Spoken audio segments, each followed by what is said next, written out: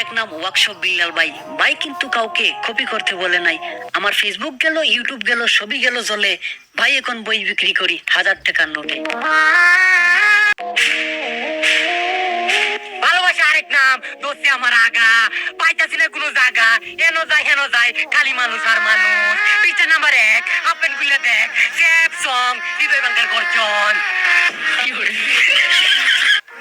অনুপ্রেরণার আরেক নাম লেউটার ভাই। তাই তো আমরা সবাই মিলে তাকে প্রতিনিয়ত বাস দিয়ে যাই। পৃষ্ঠা নাম্বার 9-6 চুদলিং পং। এটাই বাস্তব। I love you. বানাই নাই হে, তোমরা এটি বোঝো না কে?